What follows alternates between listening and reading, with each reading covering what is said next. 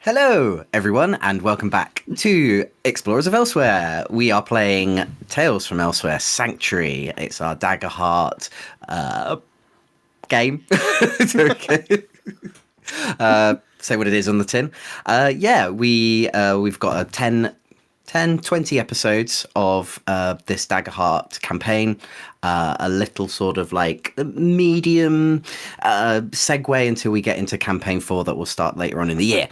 I'm running it. My name's Nate. I'm going to introduce you to all the players. Over here we have DM Dan. Hi, Dan. Hi. We have Theo. Hi, Theo. Hello. We have Georgia. Hello, Georgia. Hello. And we have Julia. Hello, Julia. Hi. And we have Livy. Hello, Livy.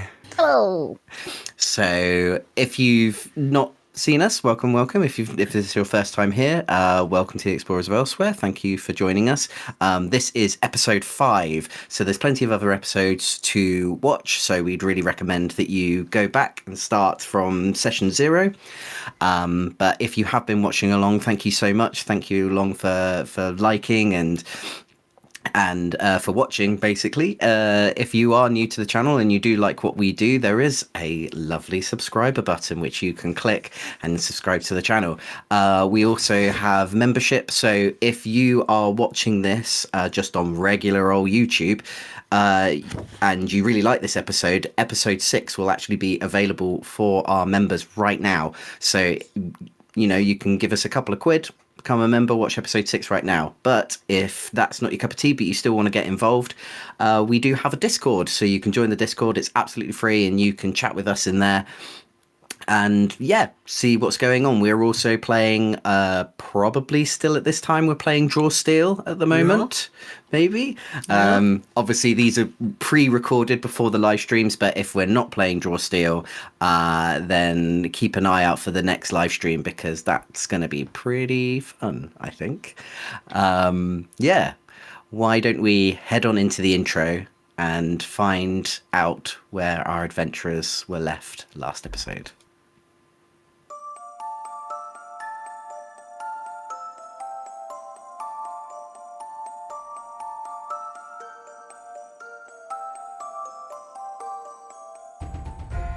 Hello, I'm Julia, and I play Lucretia, a Lorivar wizard.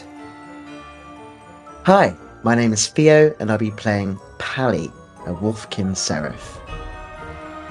Hi, I'm Georgia, and I'll be playing Virgil, a Sangravar ranger. Hi, my name is DM Dan, and I'm playing Mirden, a Wolfkin Guardian Druid. Hi, I'm Livy, and I'll be playing Bo, the Dragon Scent Warrior. And my name is Nate, and I'll be the GM for this adventure.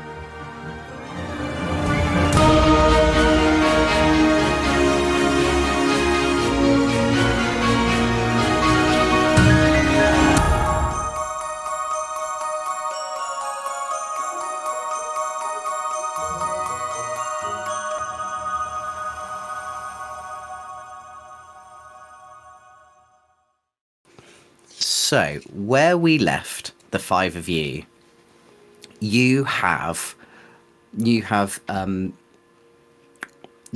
traversed through this sort of magical world of pinks and blues and colours, high saturated leaves and flowers. You've crossed over sort of impossibly sort of like defying rivers that you weren't completely sure, like, it looked like a natural river that you could cross over, but some of you struggled a bit, some of you tasted the water and had wonderful times, and some of you didn't. So it's definitely you can definitely get the feeling that this world is either enlightening you or really annoying you. Mirden, I'm looking at you. But you've been led through this forest, through this new little robot automaton that you found, who you know as Explorer, and he has taken you to a farm called Aldas's farm, which seems to be on the outskirts of. It's quite dark now, and so you can't really see many of these the other houses, but you can definitely have seen Aldous' farm. You've met his grandfather, who you believe, called Tuckus, who told you where Aldous was. And Aldous, you've met and found out that he's not like other keepers. He just happens to be like a centaur, basically, if the world of Elsewhere knew what centaurs were. So he has a horse body for a body. He has 4 legs, which is very new to the lot of you. But he also has he's very unnatural colours for horses. He's more like sort of mauves and pinks and burgundies, which is very unusual colours for horses unless they're dyed in some sort of magical way back in Elsewhere. Both him and his grandfather were very interested about you, especially the fact that you said that you do not come from Sanctuary.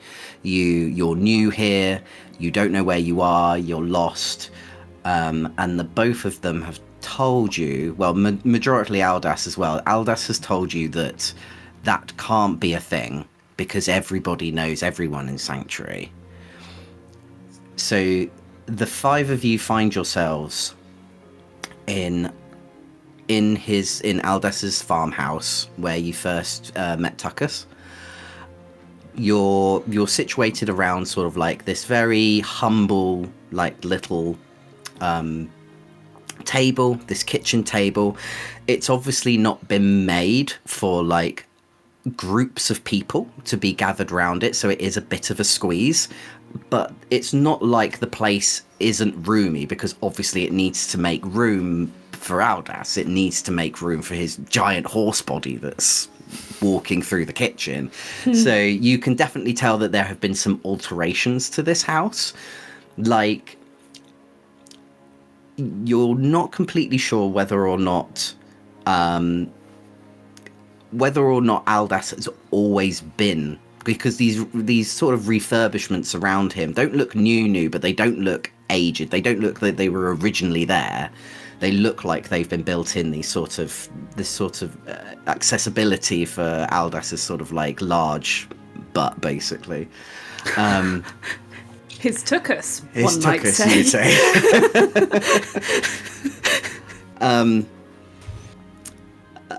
Tuckus has been good to his word, and he's put the kettle on, and he's made you all sort of this kind of brightly sparkling kind of orange juice that he says is tea. But it looks hot, it looks inviting, it smells great, and he pops down a teapot in the middle of the table, and he gets out as many cups as he can, but it's obvious that they're not used to this many guests. So he kind of just he gets as many cups down as he can, but then he kind of gets some bowls and a saucer, because he doesn't really have that many receptacles to put that much amount of tea in there. And he's being the good guest. He's kind of feeling the cups, because you kind of surmise that he's blind, or at least hard of sight. And he's sort of feeling the cups, and he's like, "Oh yeah, that's a good one." And he puts it to the side, and he feels no, that's a bowl. And he sort of puts it closer to him, as if he's going to drink out of the bowl, and obviously give you the nice crockery. And Aldous is sort of sitting there at this kitchen. He's kind of he's not sitting on a chair per se. He's sort of he's got his sort of back end on a chair, and then is sort of sitting with his front legs on the floor. And when the dog gets off the sofa and they're just kind of half on, half off.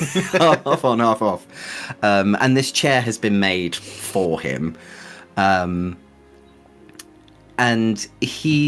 Aldous is just sort of looking, a lot of you have been quite quiet, as you've all just been kind of just been hearing Tucker sort of mutter away, just kind of getting all the crockery out and everything. And he's also got out some biscuits, and he's sort of put them down.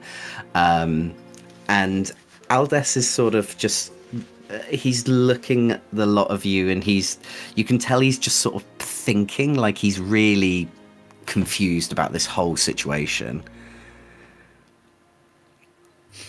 As we're inside the cottage now, Yeah. is it as if it was built for keepers in mind? Is everything quite large? Yeah, everything's quite large, so it definitely looks like it was built for keepers in mind. Yeah. Okay. Yeah. Interesting. We all kind of sit around the table. Yeah. I assume.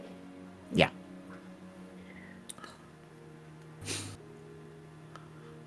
Think. Yes, Dan. Yes, Dan? Maiden's kind of watching this like old, probably blind man fumble through the cupboards, and his attention's kind of going from Tuckus to Aldous. Yeah. Aldous, like backwards and forwards, and then kind of looking around because this small cottage is kind of reminding him of home, but like he's picking up on the alterations that have been made to fit this horse-bodied keeper. And he sort of like says to the space in between them, "So I assume that you've been here for quite some time if you've had the opportunities to renovate." Aldous, Tuckus is sort of busy minding his own business, and Aldous kind of goes like, "Well, yeah, this is my family home. I was born here." And how long has that been? Well, I don't know when my father built this, but I've lived here all my life. I'm 26 now. That's a curious form that you've got there. Are you blessed by a world spirit, perhaps? He looks at you. A world spirit? What's one of those? Mirden goes to say something, and like his mouth just kind of open a little bit, and then he sort of like side glances the other four of us. Perhaps you know them by a different name. Well, primal entities. No, I mean, my body. If you're talking about my body, this was my gift. This was my gift from the princess. Yes, you have mentioned the princess before. Is she? Who is that exactly? Well, she. As far as I'm aware, like I'm really sorry. All I know from what I've been told by, people before, Elsewhere was ruptured. Like the old Elsewhere. The princess built Sanctuary. She made Sanctuary. And she saved the people who live here. And how long ago was that, according to the histories of this place? Well, as I said, I think that was about, I don't know, 30 years ago or so. Interesting. And she starts making notes. As you make notes, Lucretia, more you probably, but the rest of you would know as well, like, the word sort of like princess is not common in Elsewhere, even before the eschaton, even before the war. Like that, like probably once upon a time there were kings, queens, princes, princesses, that sort of very monarch sort of like talk that we know as royalty. But nowadays, even before the war, that is more relegated to like fairy tales. Like you more know about, there's people in high houses. They're the ace of our high houses, which are probably the closest linked to any sort of like royal family in a way. So the fact that he's saying this was my gift from the princess almost seems quite childlike to you. And this princess, so as far as you know, she she predates this new elsewhere. She's the creator. Do you see her often? Is she one with the people? Oh, yeah, we see her. She'll come down. She'll come down from the castle, and she'll bless us with the world that we have, like the land that we have now. And she gives everyone horse legs? Or... he chuckles to himself and he says, like, as far as I'm aware, I'm the only one who was given this body. I said I just really like horses, and she blessed me with horse legs.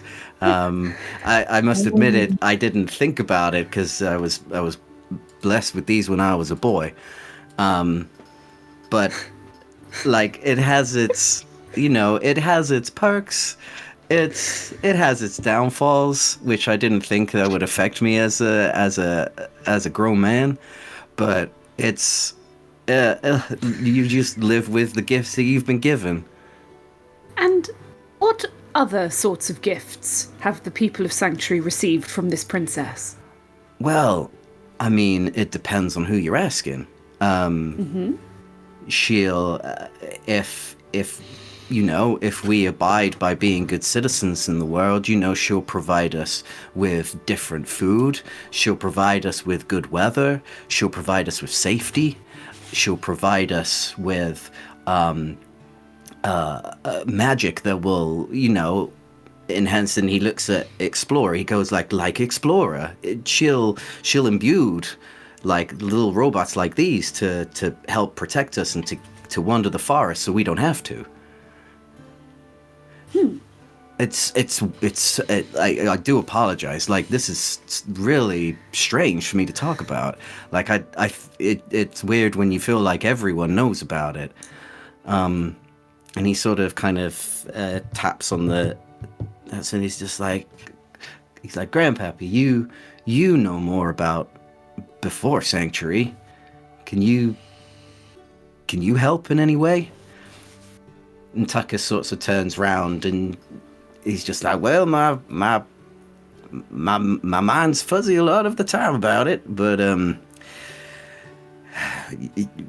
basically when the world went to asunder, when Elsewhere was ripped in two, we just found ourselves in a void, like a big black hole, and then we found ourselves in meadows, brightly colored meadows. And it took a while for us to, sort of find our way and find our space in, but the princess was there from the very beginning. And she was confused herself. She didn't know what was going on. But she gave us food, she gave us shelter. She gave us sanctuary, and that's all we've ever. That's just how we've known the world ever since. Might I ask, inquire, before you found yourselves in these brightly lit meadows that you described, did you encounter strange, shadow-like children? Tucker sort of. He sort of thinks, and Aldous sort of kind of goes like, shadow children? Yes. No, not children. We know about the shadow swords, but we don't know about any shadow children. Shadow swords? Do elaborate. Yeah, when we don't wander outside into the woods, especially at night, that's when they're about. We try our best to sort of, like, this is one of the protections that we have. We're protected here from those shadows that also turned up apparently when Elsewhere was ruptured. So when you came here originally, was it all one village that got taken, or? Aldous sort of kind of, you can tell that Aldous doesn't really know, and he looks to his grandfather, and Tuckus goes, "You see, my mind's a bit fuzzy. I was an ordinary old man before we came here." And he looks at Aldous. Well, he doesn't look at Aldous. He sort of points his face towards Aldous, and he kind of goes, "Why don't you go take them to see Kelvin? Go and take him to see the sheriff. He'll have an idea. He's much younger than I am, and he was there. He was there when it all happened." And Aldous sort of looks at his grandfather, and he nods, and he goes, "Yeah, Kelvin will know what to do. Especially if you're new. If you're not from around here." And he sort of smiles, and he goes, "I didn't think I'd ever say that. But yeah, Kelvin might be a good call." Can I just check, Nate? Who did he say Kelvin was? Sheriff. Kelvin is the sheriff. Sheriff, lovely. Okay. Don't like those. I'm expecting like a big at least he's not a sheriff mayor. badge. Not mayor, yeah. I mean, mayors are useless. Mayors are useless. Sheriffs are a problem.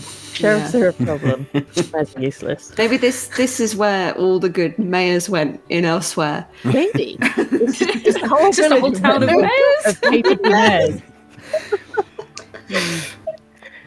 The roads are just perfectly sort of maintained. No potholes whatsoever.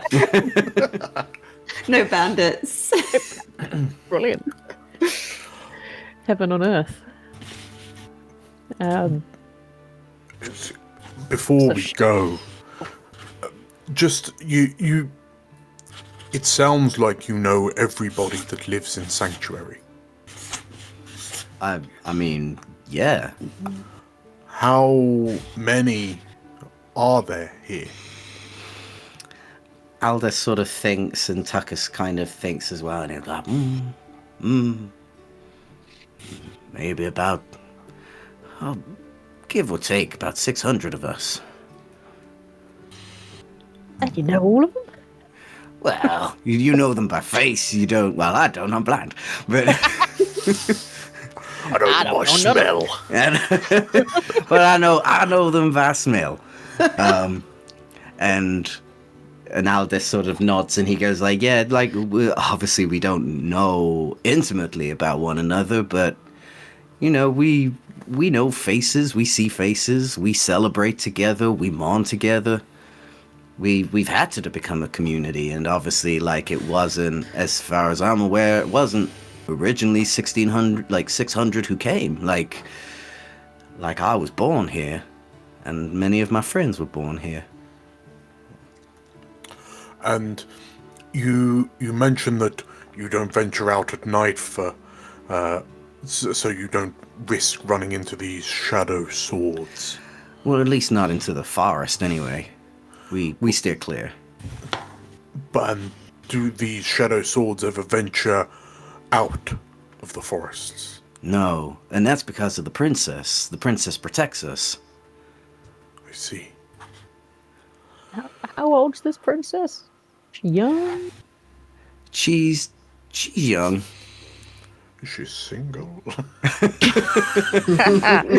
She like Aldous sort of kind of goes a little bit like, you don't know why, but he sort of just scrunches up his face a bit and kind of goes, "No, maybe not.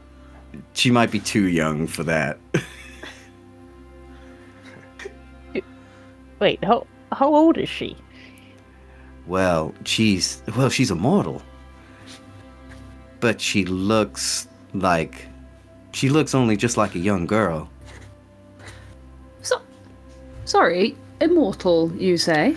Well, she's, as far as I'm aware, and as far as grandfather is aware, like, she's been her age since for the last 30 years. Okay, interesting.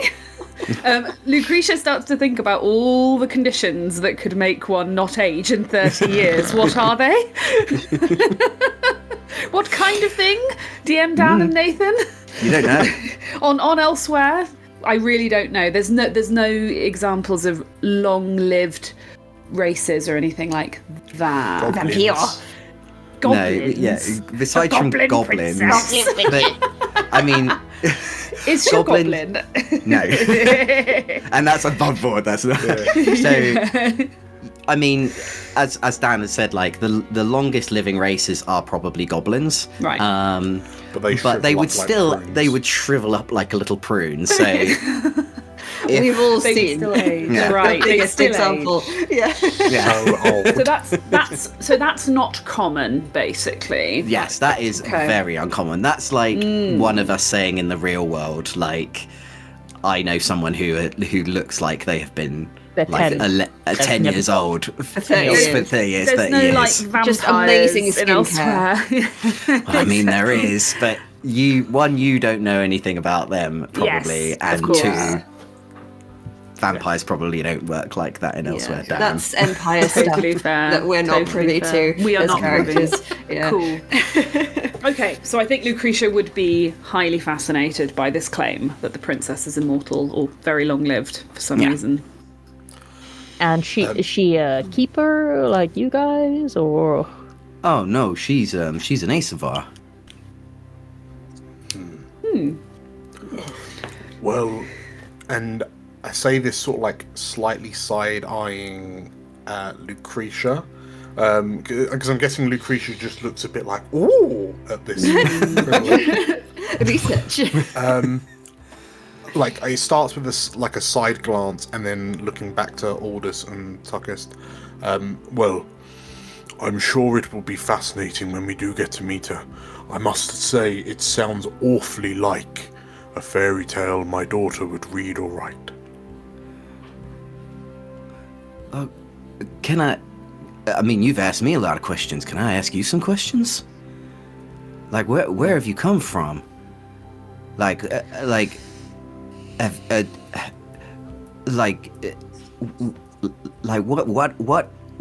Where have you? Who are you? That probably should have been my first question, but you can understand I've been a little bit bamboozled. That's okay, friends. We can share. And I think Pally will very honestly explain that we are who we are. We're like very basically where we've come from. That we were in Faustrum, which was a village. We were helping out there, like painting this picture of we are good, supportive people that we were. So then, these two don't think we're like trying to scam them or anything in this moment, just so he can see like that we're I don't know, we're not trying to pull the wool over his eyes, trying to give as much information as possible, so he feels like he's getting as much as we're giving back, and I think Pally has the charisma to do that in a very like That soft wide-eyed puppy look of a kind- man who cannot tell a kind lie. Yeah. I mean, he is also younger than Aldous, so he will probably come across well. I think not too much younger, but young enough. Yeah. We were helping this place called Faustrum. There were some issues going on, and then we found these. We think they must be the same thing, the shadow swords, and we also found a black void and ended up here. So I don't know how we're here, but any questions you have about where we're from, we can happily answer as much as we can. So it sounds like you're like from, I mean, I don't know the word for it, but some other like world. You're from some other world. I mean, we would consider it elsewhere. That's what I know. It sounds weird from what you've told us, but we are from elsewhere. We are explorers in elsewhere. I think we are just as confused as you are about the whole thing. So you don't have explorer robots. You take on the job of explorer robots. Fashion, I guess. We Some of we us. help people. We explore. Myself and Lucretia and Mirrodin. That's kind of our role back home. Aldous, in case it helps sorry. you to... Sorry, Bo. Sorry, Bo, you go ahead. No, it's just it's like all these guys are explorers, not Bo. Excuse me. Well, I mean, in what the is loosest he terms. wrong? Is he wrong? There are explorers, and Bo is also occasionally there. Bo is also here. Following his own agenda. I think in character, if that happened, I think Paddy goes completely like red with like embarrassment. Of course, Bo, of course. Like makes a big show of it. Like sorry, but yes, we do help.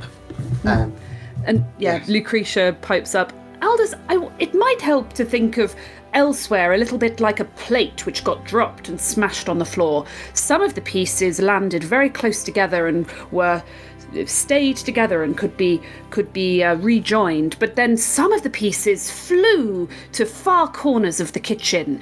Now some of them have come back already, but it sounds as if Sanctuary was a piece that got perhaps lost under the sideboard. Aldous he really thinks on this analogy that you've given him, and he's like, wow. Well, I'll be honest, you blew my mind. Oh, I'm sorry. No, it's just the fact that there's more than Sanctuary. That wow. Maybe we should go and see Kelvin. He'll be able to give you more information. He was there. And I think also it would be good that you just meet him anyway. Like he'll know what to do. He'll know what to, because I'm be honest, I wouldn't be surprised if 5 strangers turn up. That's going to cause quite a stir in Sanctuary. We've not had outsiders for ever. And I don't want to get you seem all like nice folk, and I don't want to get you in trouble or anything. We really appreciate that. We'd love to talk to Kelvin and see what we can do. Let's if you're finished, if you're warmed up and you've finished your tea, we can head on out now if you want. By the way, in character, what's the tea like?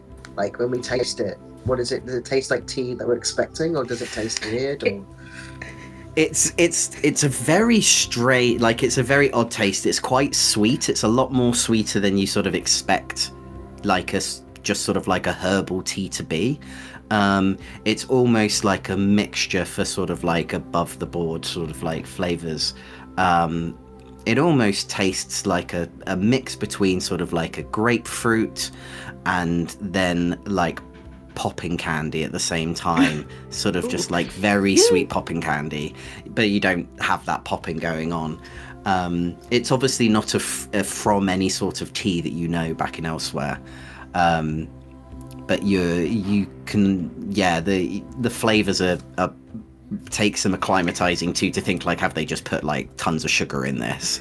But no, it's just interesting. normal tea. Almost like what a child might imagine tea tasting like. Is that what Julia's saying, or Lucretia's saying? Very much Julia is saying that. I was thinking that seems like a tea party, like with all your dolls kind of beverage. When you've got Fanta in some cups. Yeah.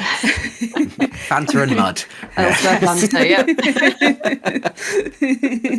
No, this is intriguing. I like it. So if there's nothing else that you want to ask, Aldous is quite happy to take you through to town and take you to Calvin. Good idea. what kind of time is it? Is it like, are we getting close to sleep time, or is it more like, how do we feel about approaching the town in night? Hang on a second, just 1 second. My phone has just randomly started to play Instagram videos. I was just like, is that my phone playing? Where is that? Where did that come from? Yeah. Did it think you'd given it a voice command or something? What the fuck was that all about? Jesus. Don't cut this out, Dan. My phone just suddenly started to play Instagram reels, but not like on. It was just like, it's just charging, and then suddenly I just heard the sound coming out. No, none of that. Scared me. Oh, it's like a Furby coming back to life. Kill it! Burn it! For editing purposes, I'll ask again, what kind of time of day is it? Like, is it closer to nighttime at the moment? Or? It's definitely nighttime now. You've probably been here. You've probably been chatting with Aldous and Tuckus for about an hour and a half, and just having some tea and just sort of resting up from your relatively longish walk. So yeah, it's probably like you're looking at like 8 o'clock in the evening, 9 o'clock in the evening sort of time. And he kind of says, well, we'll see if he's still in the office. You still see if he's there. If not, we might be able to find him somewhere else. We agree and go. Cool. So, Tuckus sort of while he's clearing up, he sort of waves you goodbye, and he says, "I'll be here if you need me." And he just sort of cleaning up. And he kind of gives like a really cheeky smile, and he's just like, "I guess welcome to Sanctuary." And Aldous sort of leads you out, and he's maneuvers his body out of the way, and you find yourselves following him sort of past the farm. And he says, like, it's not much of a walk. It's probably, probably about 10 minutes or so to get into town. We're one of the only farms sort of like around here. And we produce most of the crops, I guess, for the area. But come on. It's nice. I don't know what your place is like. Is it nice? Parts of it, yes. Yeah. Any again, sort of like, you can see that his mind is a little bit blown by just hearing parts of it tonight. It's like, what is a part? What is a part? It's just like, we've got a couple of houses that get a bit of a ruckus from time to time. And so you follow him down like this long pathway, and like the stars are out, a beautiful big moon. You could probably kind of tell that like that it may feel like that it's always like this, like it's always starry nights, that it's always a full moon, and that there's no wind, there's nothing that sort of like feels cold about the air at all. It doesn't feel like a normal, because even on a sunny night, like, you'll feel like a little bit of a chill, as obviously the sun's gone away, but tonight it's just, there's nothing. It feels as warm as it did in the daytime. And he's sort of taking you down like this dirt track that obviously you can tell that probably carries sort of cargo from his farm into town. And it doesn't take very long for you to see a bunch of houses sort of appear over the horizon. Very humbly made houses of different sizes, but nothing like too grandeur, nothing like massively big or anything. It seems like a couple of houses, a few shops, and this spans into the town, which you can only gauge as Sanctuary, basically. And it doesn't, like, you don't see much difference from what, like, a simple town near Avamore would look like, besides from the fact that probably some of the tiles are, like, unnaturally coloured, like, they're green and the building is blue, or there's pictures sort of, like, up on the walls. So while it looks... It's a weird mishmash of like very childish sort of ideas of what a house looks like, but then an adult has taken that and actually made it into a proper house. And Aldous sort of guides you through, and you can feel him starting to get quite nervous, because there's still sort of people out and about, and it's very quaint. Like, there's probably some of you are more used to more like the rougher side of towns, especially probably you, Bo. You're probably more used to seeing people having fights in alleyways and people being drunk, and but none of that seems to be happening. It's very quaint. People are just sort of like closing up shop. They're taking an evening walk. But you can definitely tell that people sort of wave to Aldous. They sort of say good evening to him. But then they look at the rest of you, and probably one person that they're looking more at is Bo. Like they're Bo more usually than what you expect from people. You know, you're a small dragon sense. That's fairly uncommon anyway. But people are looking at you as if like they've seen ghosts, or they've seen just the weirdest thing ever. And they do sort of like quickly, they don't quite know what to do with themselves, and they just quickly keep on moving forward as if to question themselves that they've seen something weird. And Aldous sort of turns around to the back of you, turns around to the lot of you and says like, I as I said, like people are not gonna know you. I don't know how they're gonna react. I feel like we just need to. I wouldn't worry.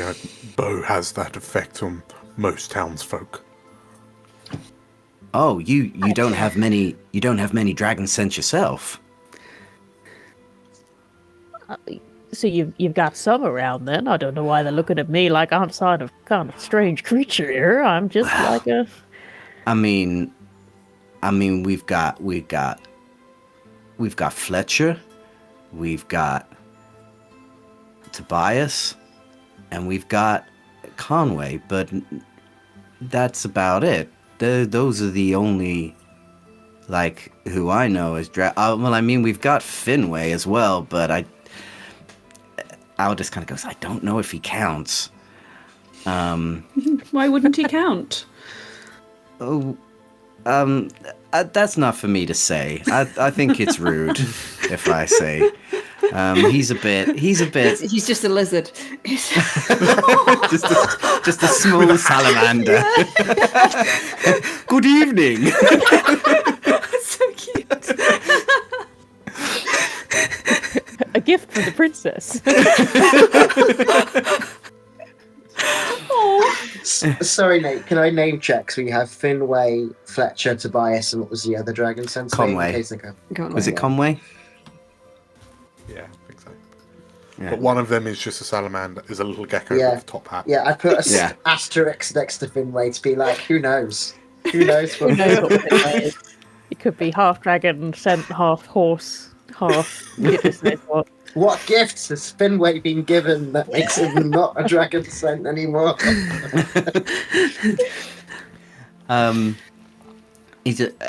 Aldous sort of kind of goes, that's not for me to say. I'm sorry. He's a little bit shy about it, and like you might meet him. I don't know. But yeah, let's talk to Calvin first. He'll be able to give us more information. And so he takes you to this building, this very sort of like humble looking little building that you can only surmise is probably the sheriff's office. And he knocks on the door, and he is kind of go like, Kelvin, Sheriff Kelvin, are you in? And the you hear a voice just kind of going, oh, let yourself in, it's quite all right. And Aldous sort of walks in, trying to. Obviously, you can see that none of the other buildings have been made for like his giant body, so he really has to sort of like, kind of tuck in. But he mostly sort of just like peers his head round the door because you can tell that this sheriff's office hasn't been made for him. And he's just like, "Oh, I'm really sorry to intrude. It's just I was looking for Kelvin. Is he around? Who does anyone else look round the door?" I think we all do the. We all do. Top under the horse legs. Rather two weeks and stuff by the time As the five of you sort of peer your head round to hopefully sort of meet this Kelvin, you notice that actually standing in there in this building is like another automaton, but it doesn't look like Explorer. It looks like a humanoid automaton. It's got almost what we would know as like a big bobby hat, like a police officer bobby hat. It's got this huge moustache. It's got sort of no eyes. It's almost like what we would know as like a visor sort of like around its eyes. But it looks, it's got like a big nose and a proper sort of almost like old school bobby sort of outfit as we would know sort of like in the real world, sort of like a bobby outfit. But what jostles you the most is the fact that he has no legs and he's just sort of kind of rolling on this big golden sphere, on this big brass sphere that sort of keeps him up. Not like a weeble, a little bit like a weeble, but not like a weeble. Is he a police weeble? His name is Police Officer Weeble. No. Hello.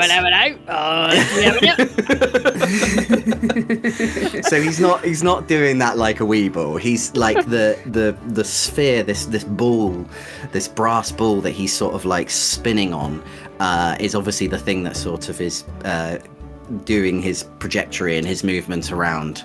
So this ball is just almost like two separate entities, and he's sort of skimming around the office, and he's just like, oh, Aldous, very nice to see you, son. Oh, are you keeping well? Are you keeping good? Have you got any problems? Is there any wrongdoings going on in this town? Not on my watch, not while I'm here. And Aldous he just kind of goes like, no,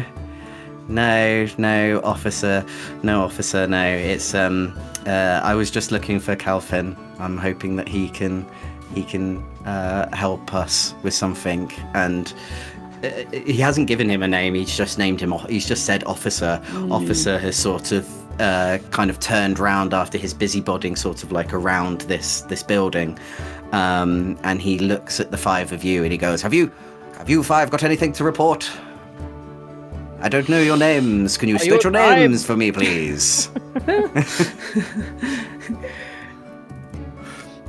Name. Yes, can you state your names for me? I don't think you have any right to know my name. I'm not. I plead the fifth. His name's Beauregard. My name's Lucretia Valthorn, and not to be rude, but what are you? I'm officer. I'm here to protect the peace, and report on any wrongdoings. Though obviously Sanctuary is a safety of delicate safety. So very rarely does anything like that happen. But you already know that. And it's probably due to good citizens like you reporting any wrongdoings. I mean, the other day, some children nicked over a fence. Oh, it was a terrible, terrible show. Yes, villains, those young people. And she sort of gestures for the others to introduce Is there any themselves. notable... Does he have weapons on him? Does he look like... No. He is a weapon. Yeah. He is the I weapon. was going to say, do they even have like... If I'm looking around the office, is this just the reception part? This is the whole office. It's- There's no like jail bars or anything like that, which is really weird for you, Bo. You've had a couple of times. So it looks like it's the reception area and the holding cells, but there are no holding cells whatsoever. Yeah, and no like locks, no doors. And no doors. Like it literally looks, you're looking around kind of going like, where do they keep them? Where do they keep the criminals if it's not here? No crime in Sanctuary. Interesting. And we don't really have. We've seen automatons, but we not like this. Not like this. Not like this. Yeah. Interesting. Aldous sort of goes, well, I'm guessing he's done for the day. Can you do you know where he'll be? And officer sort of just wanders around. He's just like, oh well, you'll be able to find him in the Lazy Dog. He'll be over there. You'll be able to find him there. And he's busy sort of basically just cleaning. Nothing better to do. Yeah. Nothing better to do. Oh, Lazy Dog, you say? Is that a tavern? Alcohol? Aldous sort of like looks at you and he goes, you know about alcohol? Why wouldn't we know about alcohol? Well, I don't know what you know about. Well, I know about alcohol, that's for sure. Oh well, we've got What alcohol. you got beer, you got scotch, you got... Yeah, we've got that. Haven't you? Please tell me that where you come from still has beer. Oh, we got beer. Oh, thank goodness. I'm surprised. It just seems like you might be the kind of place that wouldn't have, be teetotaling good. Well, I mean, Yeah. some people have still got to let loose from time to time. Yeah, so we'll head over to the Lazy Dog. Thank you, officer. You need to ask me twice. And officer just kind of goes, yes. Off you go. Be good citizens. Aldous sort of like closes the door behind you, and he says like, that's where you've met the explorer bots. That's officer. Like, there's a couple of officers sort of like around here, and they protect sort of like the people in Sanctuary. They do the jobs that, sort of like, they look after us. It was one of the things that the princess gave to us. Has the princess ever explained how these automatons came to be? They seem remarkably advanced. Well, that may be something that that Lainey can tell you about. Lainey makes the robots. And then the princess blesses them, and then they come alive.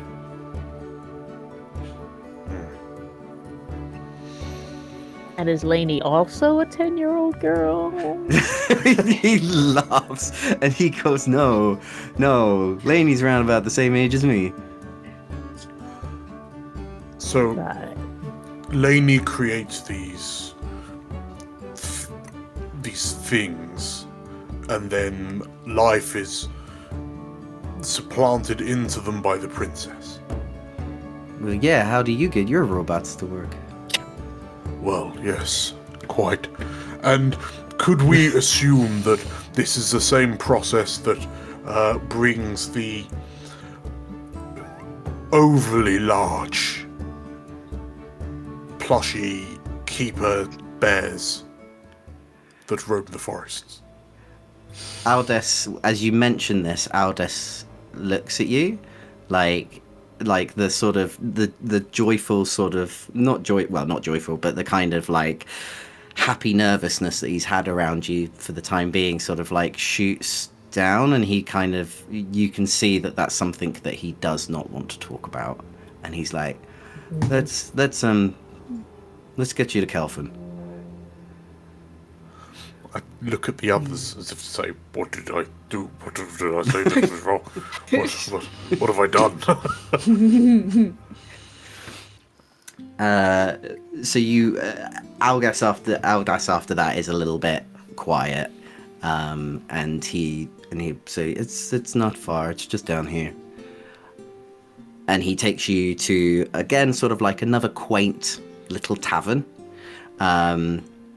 that still has its lights on, and he opens the door. This seems to be a little bit more spacious. It seems to be somewhere that he's able to get his body into it, and he comes in and sort of like wanders in. Who's the first one to sort of enter, or if anyone's who's going to be the first lot to sort of enter into this tavern? Bo, right? I can't wait to get in. Get in there. everything that Bo seems to say, he really wants a scotch. This is enough for one day. Bo, as you sort of like pile in, and you're just like, yes, I'm gonna get myself a scotch. You notice that the whole place is dead.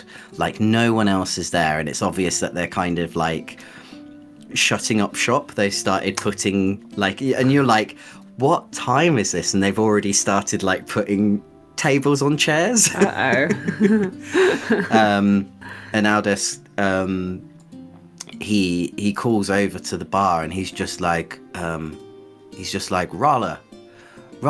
oh, sorry, you closing up? Bo, because you're the first one in and you hear Aldous say, you're just like, no one else is in here, hopefully the bar's open. And you look at the bar, and at the bar you only see like two figures. There's one person actually sitting at the bar who's sort of like just more looking into his drink with a big sort of like duffel jacket over his shoulders. And then standing at the bar, and let's see if we can do this. Come on, Dragon Lady. Come on, Dragon Lady.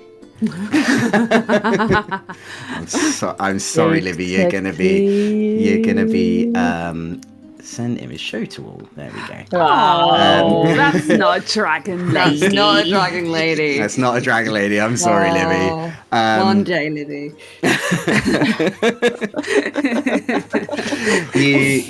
You just see this sort of like fairly stocky, balded, bearded goblin. He looks like a dwarf, but you don't know what dwarfs are. I don't know what dwarf is. What's a dwarf? What's a dwarf? You see this very stocky, bearded and sort of receding hair goblin sort of cleaning glasses, and it looked like he's sort of behind the bar standing in front of this chap who's got his sort of like his body sort of leant over the bar, and he looks up at Aldous and he's just like, well, I didn't expect to see you this evening. We're closing up, but if you wanna grab a drink, I can give you one for the road. Who are you? And probably being a tavern keeper, he probably knows a good majority of the people who live in Sanctuary, and he looks at you like, who are these folks? Who are these? And I must get out of the American accents. That's not what I'm going to do for Rhoda. Aldous just kind of goes like, oh, Ryla, these are, well, it's hard to explain. They're not from... just like, around his like, Lew. They're not from around here. Roller sort of looks really quite angry. He's just like, they're not from the traitors' camp, are they? And Aldous goes like, no, I don't think they are. I mean, and Roller just kind of goes like, you fine folk, you stay here for a bit. Aldous can have a word with you over here. And Aldous sort of like pulls himself over with Roller, and Roller sort of like kind of as much as like this large centaur keeper in this tiny goblin are trying to have like a quiet conversation. The five of you are sort of left alone with just this guy that's slumped over the thing. Well, he's not slumped, he's awake, and he is just looking at his drink and just sort of like thumbing it. Is there like bar stools? There's bar stools, yeah. Oh, well, just hop up on a bar stool next to him. It's like service around here is rubbish, isn't it? When did you turn to wave? It's bloody rubbish. But none and no one. And I can't talk, I'm mixing accents. The world is a plate. Lucretia said so, it's flat. What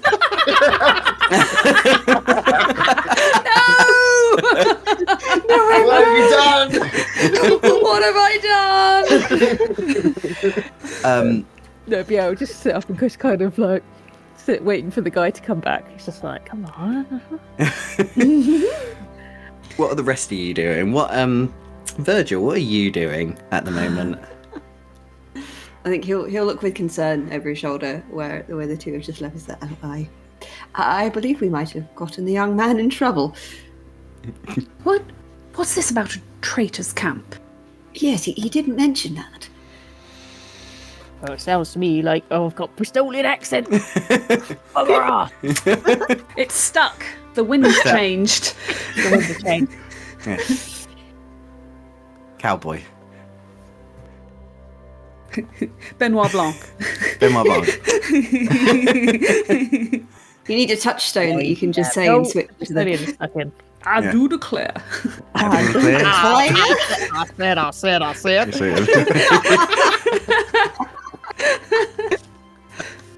Well, there we go. If I go there you in, go. there we go. Yeah, there we go. It seems to me like it's a camp full of traitors. Yes, well observed.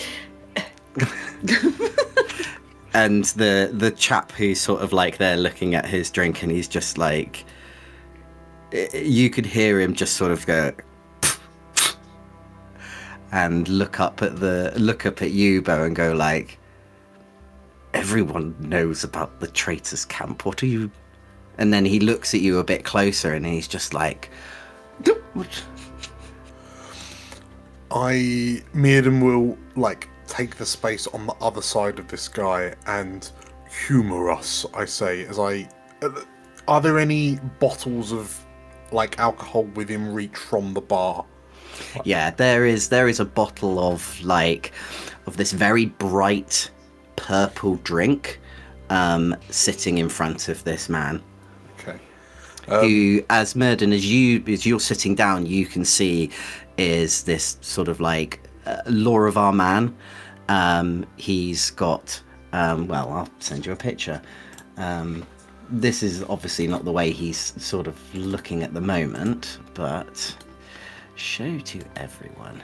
He's got like a brown sort of slick back hair, but is slightly messy with grey ends in it. He's got a moustache that's also speckled with grey as well, and he looks pretty haggard.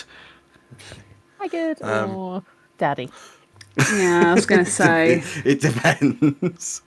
So, in which case, yeah, I'll stepping in on the other side of this guy to Bo.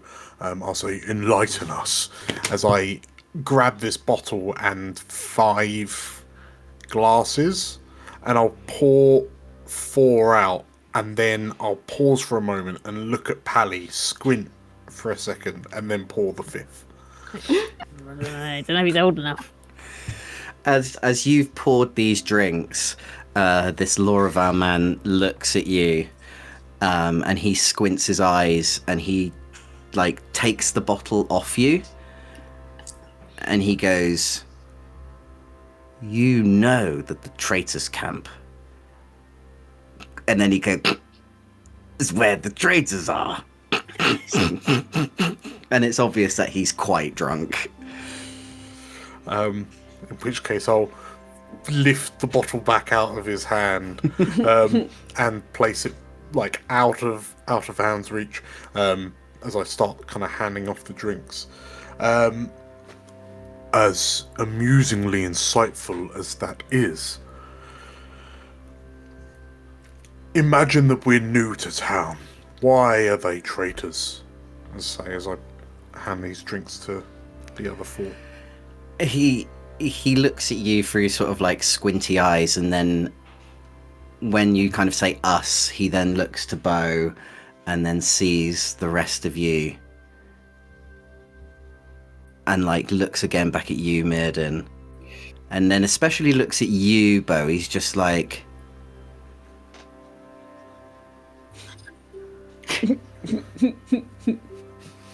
who are you lot? And he sort of rubs his eyes, and you can kind of feel him like slightly sober up a little bit, where he's just like, We're a sharp shock of cold water. yeah. He's just like, Okay, now you're gonna. I haven't drunk that much. I can say that. Who the fuck are you lot? You could say we're just passing through. No. No one passes through. Are you part of the traitors camp? No. Said we don't know who these traitors are. That sounds sad. And then he's sort of, you can kind of feel like he's going back into saying that sounds like exactly what a traitor would say. Mirden actively growls in his throat, and shotting this drink. What is it? This purple drink. What does it taste like? I mean, Mirden's expecting like candy canes and grapes. It actually tastes like the nicest whiskey you've had for a while. Okay, in which case it goes down smooth and it's smoky. There's like a snarl and a sneer on his face as he takes the drink and as he downs it, and it's meant to be a bit of a slightly intimidation kind of thing. And then there's a moment where he catches himself and goes, that's actually quite good. Oh. And then sort of like, are you saying that that's actually quite good out loud at all? Just the face, like, so yeah. He takes a swig and then like it's pseudo part of an act, but then as he pulls the glass away, he just kind of like does a quick lick of his lips and then looks at the glass a bit confused, a bit impressed, and then like looks back and then slams the glass down. We have been battered around from pillar to post with these questions. We are not from around here. We are woefully underprepared with answers to our questions.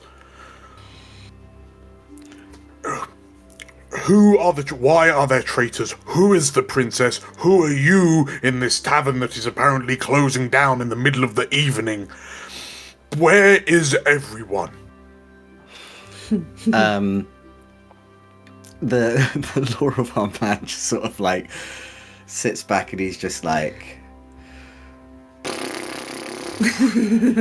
that's a lot of questions, my good man.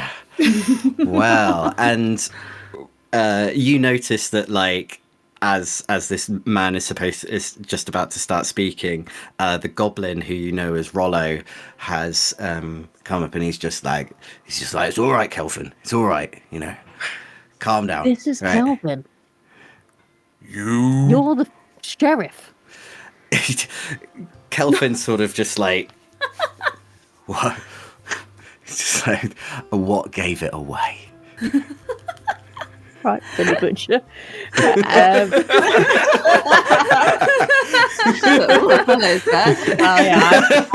I should have known from the drunken, washed-up look on you that you're and all that daddy energy. That fabulous moustache. Kelvin just sort of laughs and he's just like, I've had too much of a day for this. Doing what? There ain't nothing around here. There's nobody to round up. There's nobody to arrest. Your pub closes at 9. He looks at you, Bo, and he goes, exactly. And he goes, Rollo, is my room ready yet? And Rollo just goes, BB's just getting it ready. She'll I'll find out. BB, is Kelvin's room ready yet? And you can just hear this voice just kind of going like, it's done, I'm not his mother. Oh.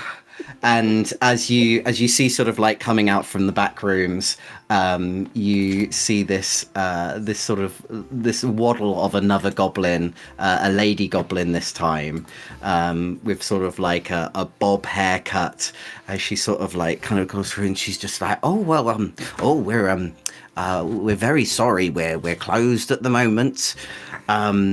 If you know, we open at 6 tomorrow for breakfast if you wanted to. And then she suddenly stops and she looks at the 5 of you and she's like, don't you dare.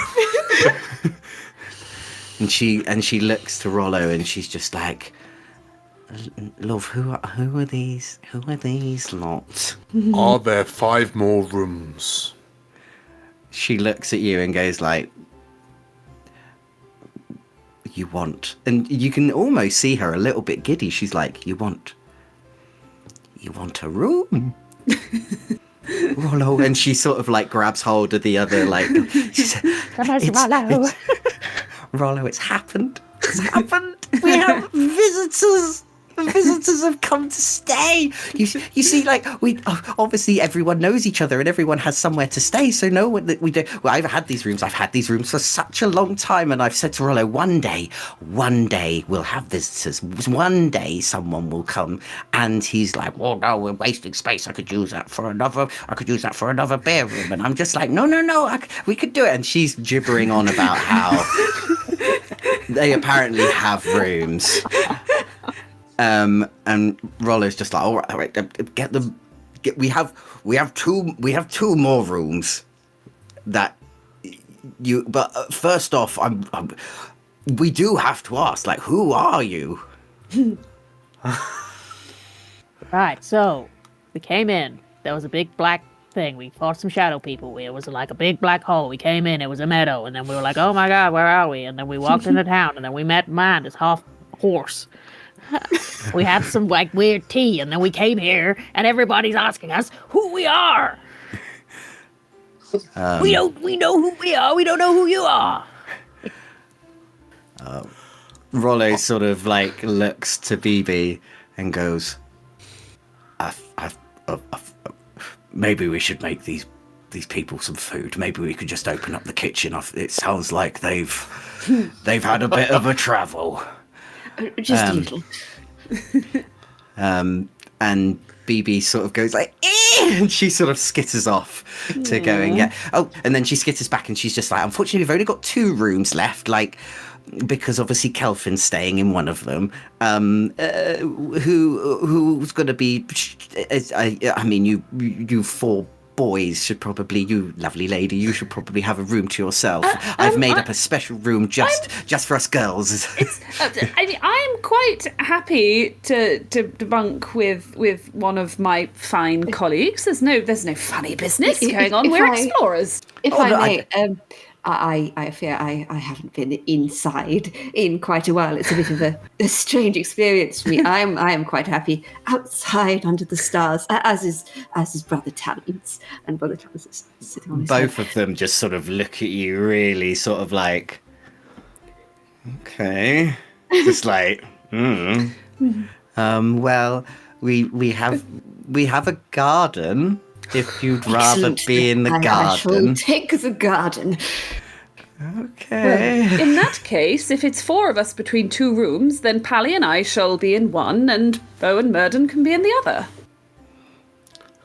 Okay. I don't know. Perhaps. But she looks to Pally to make sure that's okay. Perhaps the 2 wolfkin should share a room. Are you making me choose? We both sleep rough, you see. I see. It's like, I'm very used to, like, hanging out with Lucretia, and all of a sudden, the other wolfkin, who he still cannot vibe check, he does not quite know how Bearden feels about him, is like, let's bunk together. He's like, Yeah. like a Lots, weird lots, walking lots. thing. You just get naked and wrestle. I don't know. I've heard Bo can get a bit rough himself sometimes. Nothing I but think a he'd be- gentleman. I have no idea what you're talking I think about. he'd be perfectly comfortable in a room with Murden, wouldn't you, Bo? No, I mean, if I had to choose, I'd take you any day. over those two. Oh, well, so much for that. I don't want to share a bed with only What? you. God. Okay. BB goes, "Well, I'll let you decide. I'll go and make sure. I mean, they're already prepared. I've been waiting for this day for quite a while, but I'll go and get them, make sure that they're extra prepared." And she sort of goes off, and Rollo kind of sort of shows you to, like, you want to sit here, or you can have a table. I can get one of the tables prepared. if you want. Wonderful. Lovely. Thank you. Is there a table near a fireplace? Ooh. Or I'm sure I can make that work. And he Is goes, there a fireplace? There is a fireplace. Okay. In which case, if the table is not by the fireplace, Mirden, through no ceremony, will drag a table noisily across so it's near the thing, and let's get something in chat. Yeah, boom.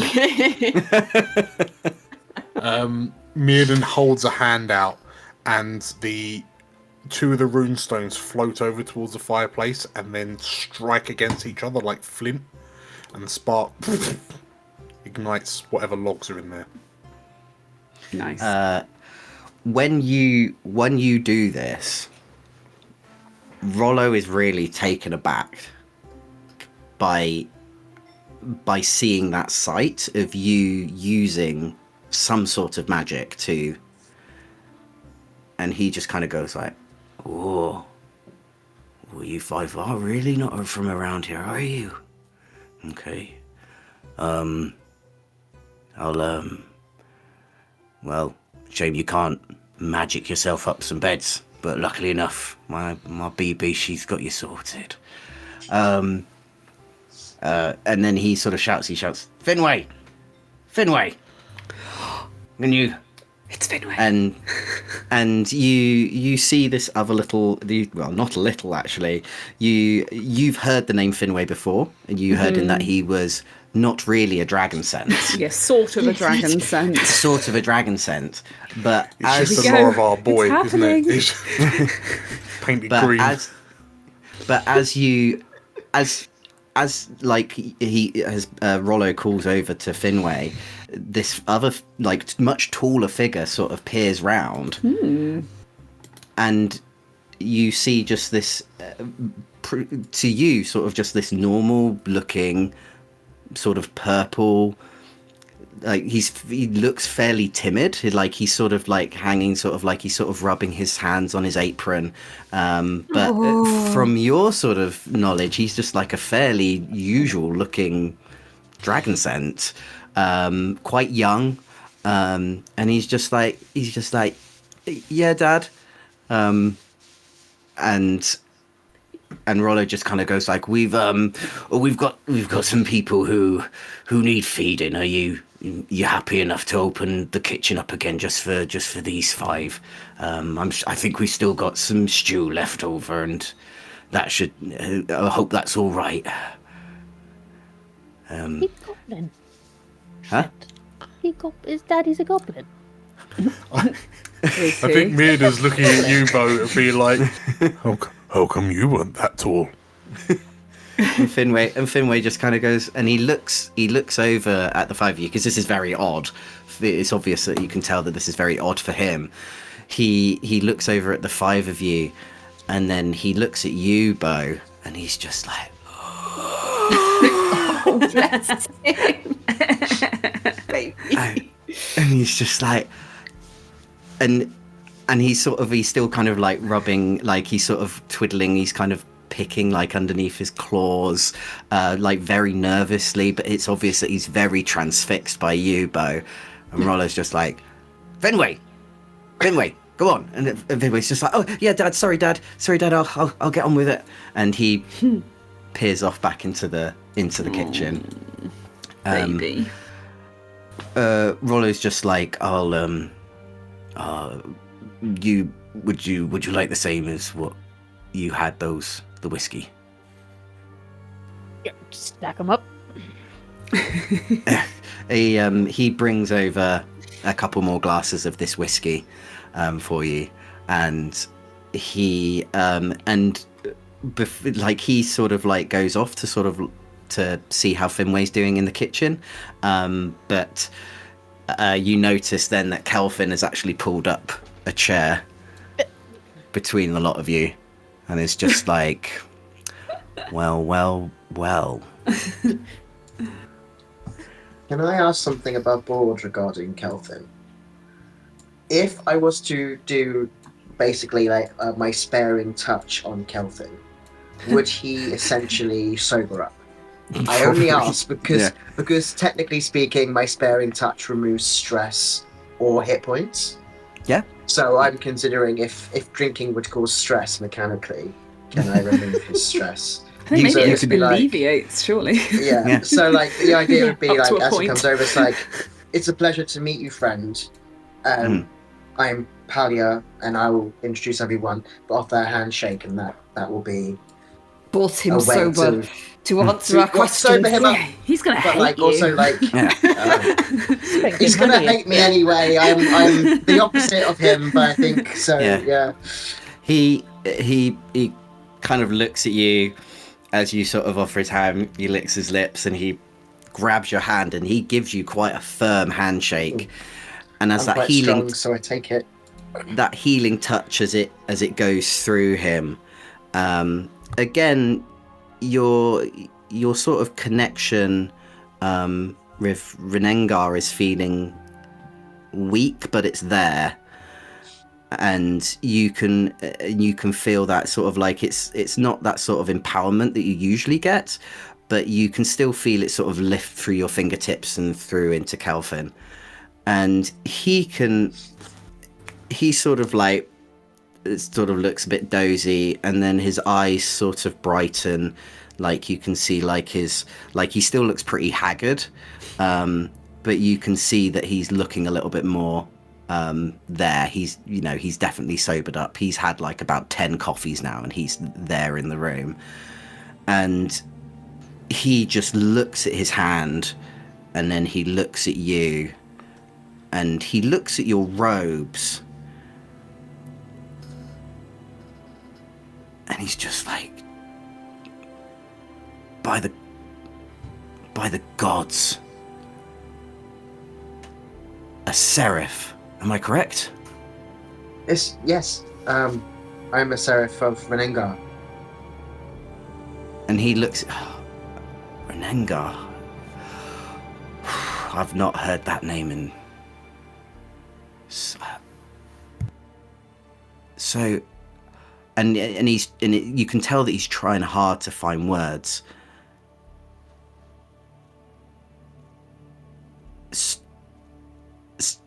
And he looks at all of you, and like, I don't think there's anyone else besides from Palia who's probably wearing sort of like regalia of any of the dragons. But he noticed that he just kind of looks at each of you, and you can tell that he's sort of scanning for those like elements. And he just kind of goes like, wow, yeah, you lot are really not from around here. And he,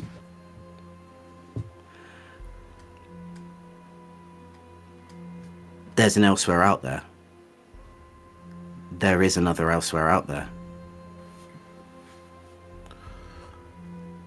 And We think, yeah.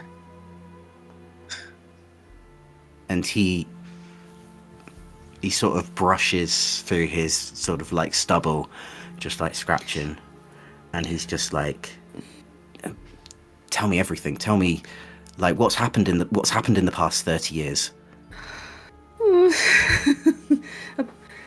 Well, in good time. I understand why it seems like there is another elsewhere out there, but to be honest, I don't mean to alarm you, but it's a little bit more like you are out there somewhere to us. You see, most of elsewhere was maintained after the sundering, the eschaton, but I don't know if you even call it that. But yes, certain parts disappeared or were created and scooped up the survivors, and you seem to be one of them. To us, that is. There's rather a lot of elsewhere out there. You can see that he's taken aback. He's just like, that is a lot. That is a lot to hear tonight. I mean, is there a way back? Have you? Can we go? Can we go back to elsewhere now? I think that's rather what we're attempting to find out. Oh. To be honest, we've only just arrived. We're still grappling to understand the route by which we even got here. We didn't know you existed before now. But you're quite right. Figuring out if there's a way back is a priority. He sits there and he sort of folds his arms and he's like, yeah. As much as I don't want to do it, I think this may be a situation for the princess. We may have to talk to Princess Rejoice. Well, why would you not wish to speak to the princess? Our friend Aldous told us that she is available and meets with her people quite regularly. Aldous is young. He was born here in Sanctuary. He knows nothing else. He doesn't know the war. He doesn't know the chaos that Sanctuary was in before it became this. The princess is still a child. And while she obviously has these otherworldly powers,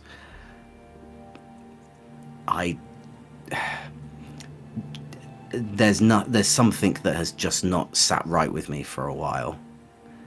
And I know this because I used to be her head guard. And he's like, he kind of like, look, there's a lot to tell you five about Sanctuary. There's a lot. And and I've obviously got questions. Maybe we can meet up tomorrow and we can hash this out. And you can see that he is sober now, and he's really trying to think about this. He's just like, we can't. How many people have seen you? Aldous, his grandfather, and maybe a few people passing by, and people here. But not many people in that regard. This is a small place.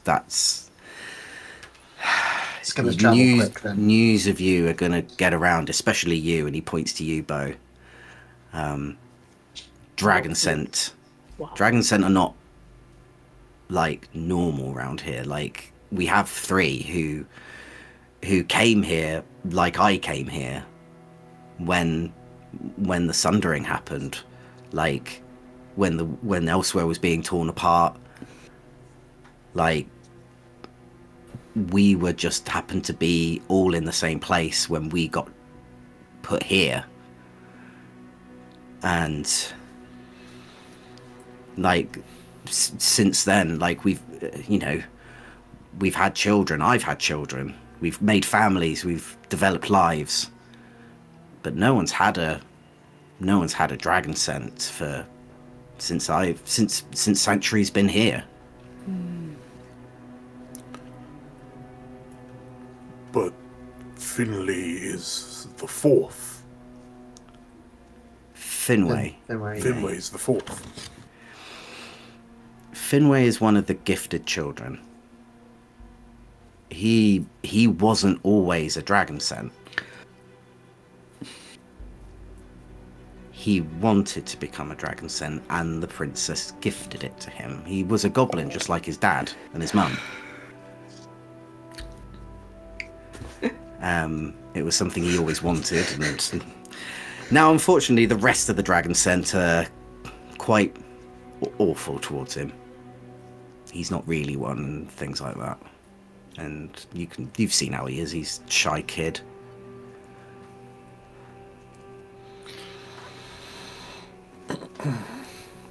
And Anyway, people should be allowed to who they want to be.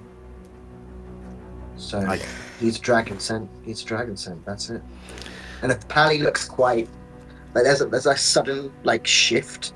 He sits very like calmly. Says he's a dragon sent. Let's get to the dragon sent. He's a dragon sent. What's the issue? Kelvin looks at you and he can see the determination in your eyes about it. And he's like, I agree. Like... Pally, it's not about who Finway is deep down, of course. Of course he's a dragon sent. But these are powerful magics we're talking about. It is powerful magic indeed. I'd like to ask the princess about that. Well, you'll have people to get through her before you can get to her. Obviously with such great power, but in such a young girl. Obviously she has a court that looks after her. But a sword in the hand of a 10-year-old child is still a sword, no matter what supervision she's given. We have a lot to thank the princess for. She's kept us safe. She's made this place. Like, before we knew she had those powers, we were just in a void. A black void, a black endless nothingness of despair. But I don't fully trust her. I do not trust her courts, and that's why I left. And that's a story for another time. As I said, there's a lot that I'd like to learn from you, and there's a lot that you probably want to hear from me, but you look tired. I'm very tired after today. I apologize for my previous disposition. He grimaces. I'm gonna head to my room. I'll do wait for me here tomorrow morning, and we'll convene then. And as he sort of makes his way to go off, he trips on Explorer, not realizing that Explorer has also followed you there, and he's just like, did an Explorer bot, did it follow you? Yeah, we can't get rid of him. It seems to have taken a shine to us, yes. We'll go see Lainey tomorrow. Is he a spy? No. He's an Explorer bot. It's the heretic. Lainey will be able to get information from... Lainey's able to get information from Explorer bots. She knows that they sort of, I don't know, recollect things that they've seen. Maybe that sounds like a spy to me. Yes, he goes around collecting information and reports back. It's not a spy. Kelvin just kind of goes like, yeah, I guess. But it's not, you have to understand, it's not on us. It's about, the creatures that live out in the forests, the things that we have no control over. Us. Maybe, but maybe we can find out where you came in, and then maybe we can find that way back to elsewhere. If you're saying is true. Okay. I'll see the 5 of you tomorrow. Kelvin, by the way. Thank you, Kelvin. Until tomorrow. Until tomorrow. He looks again at you, Pally, and you get the sort of feeling that he knows the robes that you're wearing fairly well, and he shakes his head and he goes back into the where obviously the rooms are kept.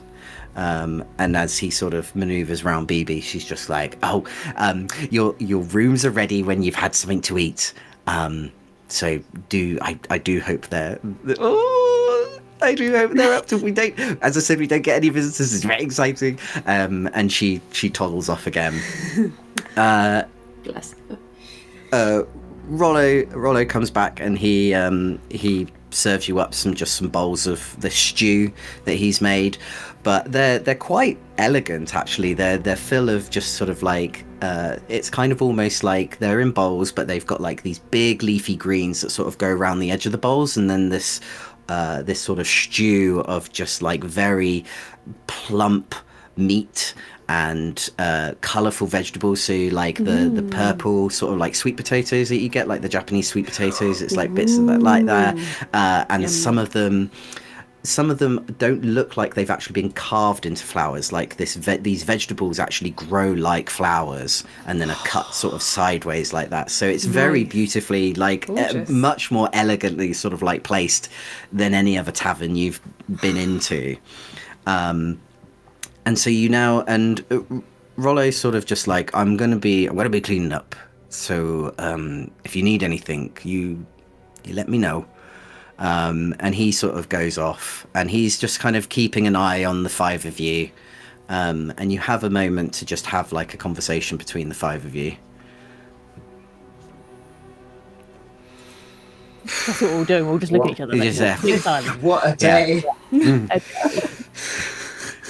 I mean, if the five of you are feeling like that's it, I think we're done. You can eat your soups and your stews, and we can sort of get you to your rooms Just for the evening. Hold it up for Brother Talon's. How's the select pieces of meat? Yeah, and he's a discerning boy. To his beak. Yeah. The stew is excellent. It's warming and it's hearty. And despite the different types of things that you've tasted and experienced while you've been here in Sanctuary, like it almost tastes more like a usual meal that you would find in a tavern, but it's kind of dialed up a little bit more with like different little sprinklings of flavors that you've not quite tasted, but it's good and it fills you up and it's definitely needed. As we walked in, did we notice any livestock? Have we seen animals? No. You haven't noticed any livestock. The only sort of... So what are we eating? It's people. I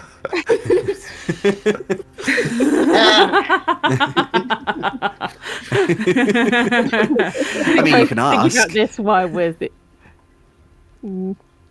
to the You farm. can We ask. want to know. Is this Yeah, information sure, we I want want to to know. have? Is there a reason there's only 600 people in this place? 599 now. As I said, you can Oh, ask. Rollo, Yeah. What's the stew made of, sir? Oh well, it's got meat and it's got roast. Point. What kind of meat? I It's mean, got- cow or... Yeah, like flower cows. Sure. Fine. Just accept it. Yep. Cow cows. That's fine. It's the best flower cows that we have here in Sanctuary. Flower, Yeah, if sure. you will. Flower Great. cows, Yeah. turnip pigs, it's all the same to us. Don't you worry. Oh, you- No, thank you. You have seen the turnip pigs then? Yes, yes. Love turnip pig. It's my favourite meat. No, me too. We just ran out. I eat it too much. It's okay. The next crop will be in soon, I'm sure. And he looks at you like, what are you... crop? No, we've got... There's, sort of like Aldous. He has them on his farm. Yes, yes. Well, we've been here about 5 minutes, so forgive me for not understanding the terrible procedures. He's just like... Hey. He just sort of like shakes his head and he's just like, you're gonna have to pardon me, my dear. This is all very new for all of us. Very I'm well. imagining flower cows just crawl their way out the ground, screaming and mooing, and then just start grazing. But the horror of it is that they're grazing on one another because they're all flowers. I like to feel like flowers. they're meat. they're shaped like flowers, but all the flowers are like fillets of steak. All the petals. That's roleset, exactly. They just pluck them off. Yeah. It's just non-sentient meat flowers. Meat flowers. Oh, Yum, yum. Nom. proteins. Tuck in. So Pally's wolfing this stew down. He's like, he's listening, I but just- he's not no registered. thoughts. He's just so No thoughts, hungry. head empty. yeah. The boy needs growing pains. Eat the food. Pally, as you finish your bowl and sort of leave it on the side, you do see like a figure stand next to you with a pot and sort of gives you like a bit more, and Finway is standing next to you and he's just like yeah, a little bit more, and then he sort of kind of This just is- looks really Amazing. Thank you. Yes, I will have, I mean, only as much as you wish to give, but this is great. It's so good. Thank you. Finway sort of blushes and he's just kind of going like, thank you, and then he sort of pours some more, and he is looking at Bo while he's doing this. And then You- Bo he Do you want to kind ask of me something? Why are you looking at me? just like, sorry, and then just sort of, and then he looks really sort of bashful, and then he hurries off. No, I just grab his arm as he goes. No. You stay here. Oh, I've probably just got to It's clean up. fine. Do you know my daddy was a goblin? He's just like, and then he sits, like, he finds a seat and he's just like, really? Here. My daddy's a goblin. Wow, like, so the five of you, you're really from somewhere else? Oh yeah, we're not from here. Well, I guess that, but, I mean, like, really? Really.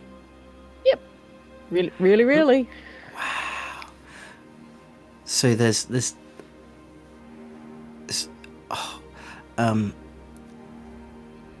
you can tell like he's really struggling hard. So he's thinking of so many questions that he's just like, but how, and Rollo just goes, Finway, leave them alone.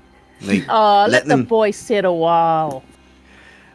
He ain't talked to many dragon sent. And Finway just sort of like you can see him sort of look down and he sort of like brings his knees in, and he's just like, no, they don't really like me very much. Because your daddy's a goblin. Well, no, Daddy's a because goblin. no, they like my dad. That's fine. It's because of me. Like I wasn't, I wasn't born dragon sent. I was born a goblin as well. They don't think I'm not really a real one. I was just made a dragon sent by the princess when we used to be friends. Don't take no mind. Everybody they says to me, you ain't no proper dragon set. You're only 4 foot nothing. And look at me, I'm a proud dragon set. You sort of talking to him like that, he sort of looks and then like smiles really bashfully, and he's just like, yeah. Don't pay him no mind. You're a big strong boy. Look at the size of you. He's just like, yeah. I'm much bigger than I used to be. Here. Protect the baby. You're friends with the princess from child. Yeah, well, like most children in Sanctuary get a chance to be friends with the princess, and we go live in the palace, and we get training, and she teaches us stuff, and like we're just there to play with her. And then when we get too old, then we have to move out. But she gives us all a gift when we leave, and like if we're picked up, then then Sanctuary can ask for a gift as well. And that's how we get all the really nice things around here. You see, sort of like this is how my dad makes such like really good food and really good drink, because the princess gifted him for me to be friends with her and to live in the palace for a few years. And when we get older, then we move out and we come back and you know, it took a while for Mum and Dad to get used to the fact that now I wasn't a goblin anymore. But they're nice. They've accepted me that now I'm a dragon scent, and that like I've always felt like this. So yeah. As long as you're happy, my friend, that's the most important thing. As he smiles. He's just like, yeah, it feels right. I mean, obviously the other dragon scent, they don't believe me, and they don't talk to me, but you know, everyone else is really nice. What matters is what you think, no one else. He nods and he's just like, yeah, I'm trying my best. I'm getting better. I'll really better go and clean the kitchen, but maybe I'll say hello tomorrow morning. Be nice. Good night. I'd like to see you. And he sort of toddles off with the rest of the stew in a big pot. So if there's anything else, like as I said, like it's dead, it's probably roundabout. You're looking at like 10:30, 11 o'clock now, since you've been in the tavern. You can do anything else you want to do, or you can head to bed. Completely up to the. We haven't figured out the sleeping arrangement yet. Virgil's in the garden, and then there's 2 rooms and a lot of disagreement. Like, if anyone wants to come join Virgil in the garden. Yeah, I mean, Lucretia's happy to be like in solitary splendor in a room of her own. If you guys cannot figure this out. We can figure it out. Upstairs. Okay, well, what's the arrangement then? Yeah, I guess it's whoever we lump with Bo. Mm-hmm. Is it twin rooms? We got 2 beds in a room. We'll work this out when we see what the rooms look like. Yeah, that's it. That's the important bit. Yeah. Who's going to go check out a room? Who's going to go check out the situation? I'll check out. Yeah, Pally, you check out the situation and you notice that they are 2 separate beds. Okay. Yeah, that's when rooms. So, I'm happy to bunk with whoever. Like Mirrodin, if you'd like to bunk with me, which is your suggestion, I'm cool with that. But I'm also happy to bunk with Lucretia. I feel like above table, I've bunked with Lucretia before, so I think this is something that's happened before. I don't know, Bo. I don't know what Lucretia wants to do. So Pally's a happy man. Pally. Huh? I would feel very comfortable bunking with you because we've done it before. Will you please be my roommate? Okay, let's do that. Sorry. Excellent. Bye.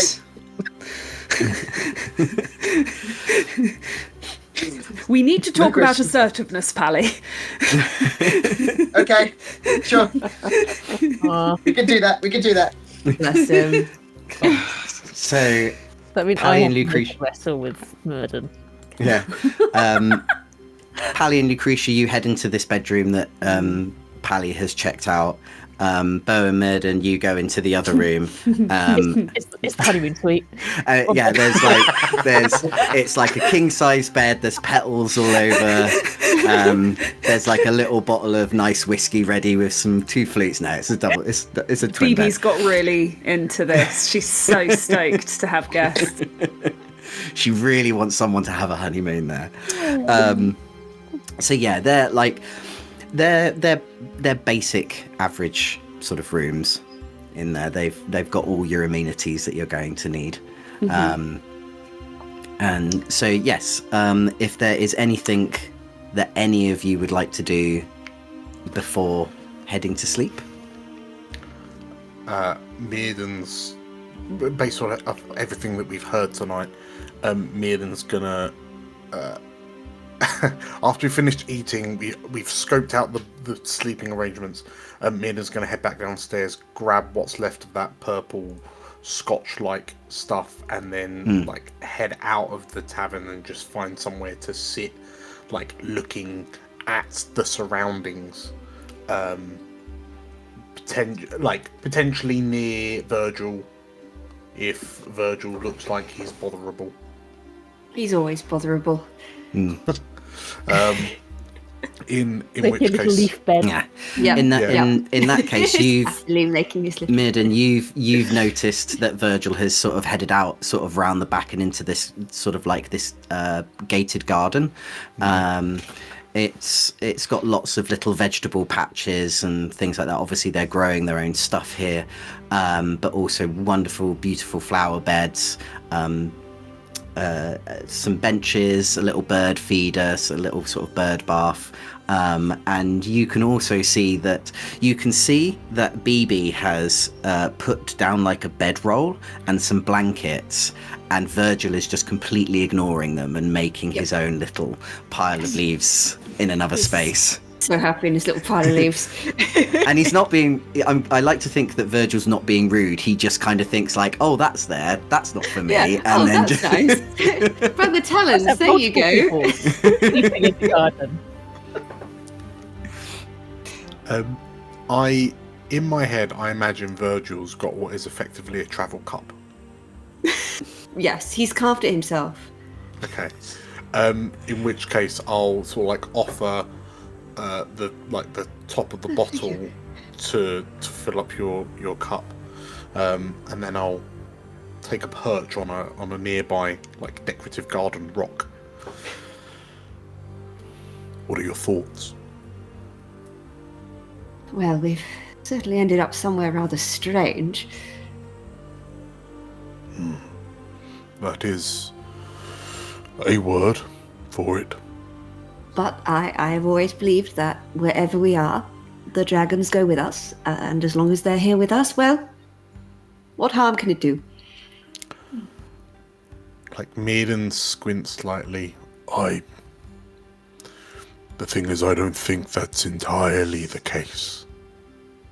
This place, and looking around, so this tavern's sort of like in the town, right? Like, so all around me we can see other like dotted around houses, windows, open, curtains drawn, I'm expecting. Yeah. This place, it looks good. It looks like it's supposed to. But there's something not right. That poor excuse for the sheriff said it himself.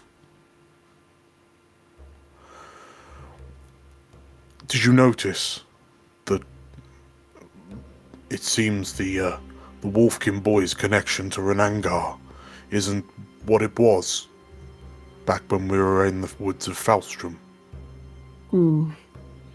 I can barely hear Artiosa. They don't know what world spirits are. But you can hear her. Yes, but it sounds like she's far away. And that's never been the case before. Well, it seems we really require a talk with the princess and clear everything up. Perhaps. Who would have thought that you could miss Falstrom, I say, as I slowly get up and I leave the bottle with you. Well, it's always nice to be traveling with friends. Maiden looks at you, and there's a look of blankness on his face, and then like a smile creaks out, and he doesn't say anything. He just purses his lips and turns to leave. Any other conversations? I think Lucretia is sort of with Pally in the room, and she says, Pally, there's something I need to go and deal with, but why don't you get to know Bo a little bit before we all go to bed? I feel as if somebody needs to be keeping an eye on him. Do you know what I mean? Sure. I Yeah. mean, You're a good judge okay. of character, Pally. I need your read on this. Is that all right? Can I trust you? I can try. I haven't used to about assertiveness. I'll try. I will do my best. I can. I'll Bo's a reasonable guy. I messed up earlier. I should have called him an explorer. I'm going to go and apologise for that. And Very good idea. Yes. Yeah. Get on his better side. And she makes to leave the room. Her intention is to talk to Virgil. So if you want to do a conversation between Pally and Bo first as a sort of palate cleanser, then that's absolutely fine with me. yeah, I guess. I'm going to assume Bo is in the room, so I'll give like a little knock. Oh, I can hear you for a second. Dog the door. Oh, Yeah, Bo. Come in. Hey, I'm really sorry. I feel like we may have got off on the wrong foot for this whole thing, and it's been a bit mad. And I just wanted to say sorry about earlier as well. I'm still quite new to exploring, and I feel like I'm pretty competent, but I'm also still learning. So I just wanted to say sorry, and it'll be great to get to know you a bit better if you have time. And you'll gauge, see if that's something that Bo would like. I think sort of as you step in the room, Bo is lying on his bed. He's still got his hat on. Mm-hmm. He's still got his guns on. Mm-hmm. And just a pair of boxer shorts, but he's still wearing his cowboy hat and he's still wearing his gun. Fair. And he's just, he gets up.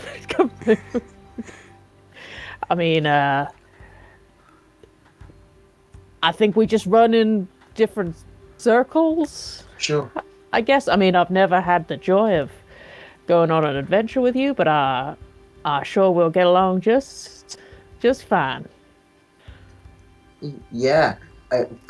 Paddy has realised that this is not feeling like a conversation that's going to continue for very long.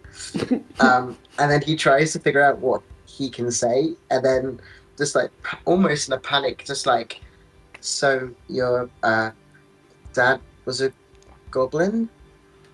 Yes. What He was ain't it dead, like growing son. up? No, sorry.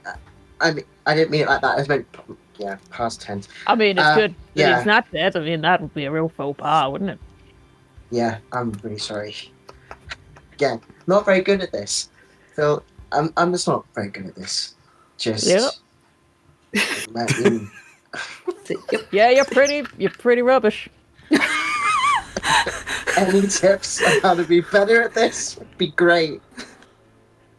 You seem to be quite good at charming Lucretia in a way, I guess.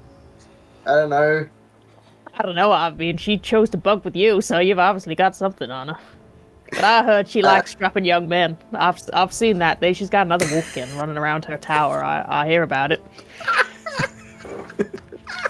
You know about that? She's got a nice young man. He's got a type. Sorry, this moment was we've met.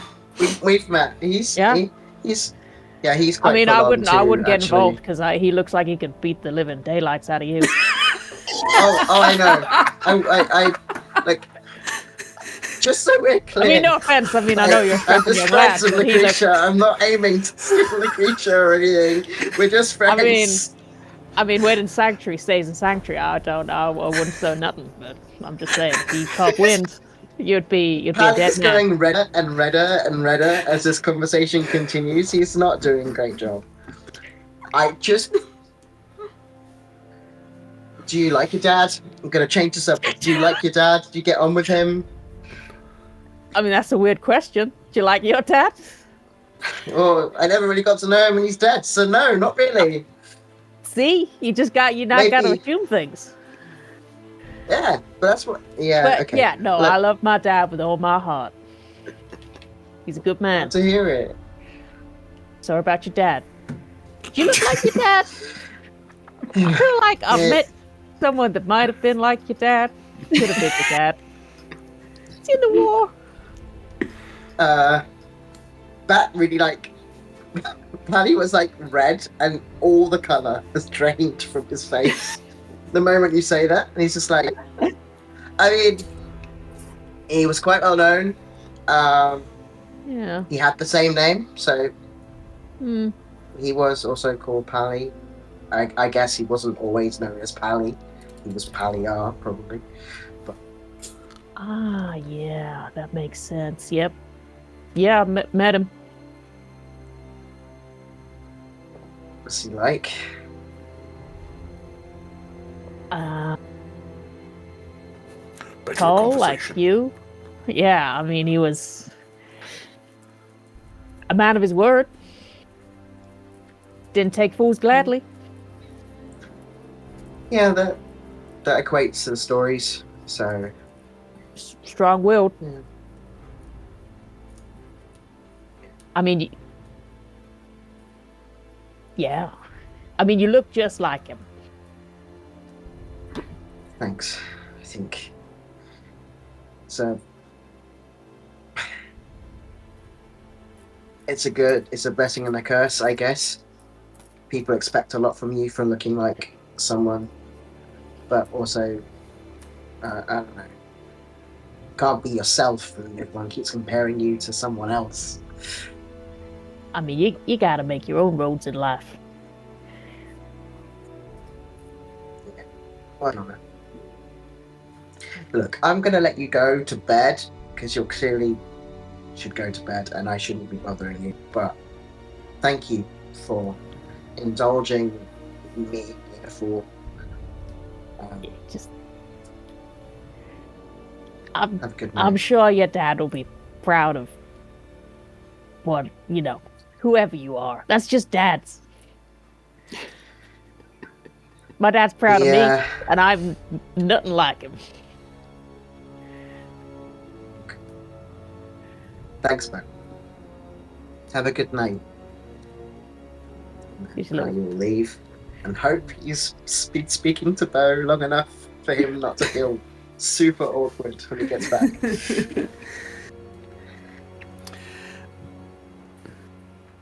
So, Lucretia, while you had hurried Palia to go and have a chat with Bo, you have found yourselves sort of wandering downstairs and finding yourself out into the little garden as well. Mirden is gone, and Virgil has... I'm guessing Virgil is sort of just like...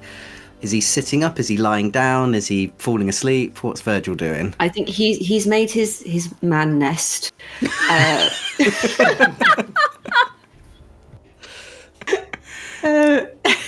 He's leaning against. I imagine if this is like the pub garden, like a wall in the garden. He's kind of leaning. He's got his little feet crossed. He looks comfortable. He's got the glass, his little wooden cup with him. Is looking at if there's like a starry situation. If the stars look anything Oh, yeah, like the stars. There's a lovely The starry stars are- situation. The stars Yeah. are just like... Feels like they're almost like unnaturally bright. Like they've been drawn that way.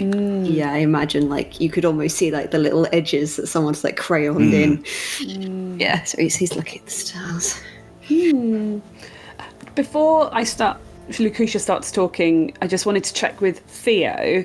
That conversation that Pally just had with Bo, is the information he gave Bo already known to Lucretia? Yeah, it would be. Yeah, fine. That's fine. Great. So yeah, Lucretia is going to approach and sit sort of next, not right up against, but sort of close to Virgil and also leaning against the wall. Get in the And nest. Just She's plenty of room. she's not in the nest. Next to the nest, and also looking up at the stars. And she says, "Quite a day, isn't it?" Yes, rather. Would you like some? And he holds up the bottle that he's been left. Thank you. Do you have anything to drink out Oh, of? Or I have a cup. is it- If you'd like to share my cup, I really should have, carved oh. some more. But Oh, I'll take the bottle. And she just takes the bottle from me, takes a swig and gives it back. Oh, my goodness. Quite an unlikely troop, aren't we? oh yes, I think it's always nice to make friends. I don't often get to meet new people out and about. Well, yes, and 4 of us, and all the way from Avamore to Falstrom. None of us have ever met you in our lives. Which is why it confuses me, Virgil, that every time I see you look at Pally, something different goes through your eyes, almost like a confusion or a familiarity. And I'm very fond of the boy, and I look out for him, I protect him. So, I don't mean to be rude or accusatory, but I just need to know, what is going on? What do you see in him? You can tell this is sort of slightly shocked, Virgil. I think he thought he was being quite sneaky and not going on face journeys, which he absolutely was.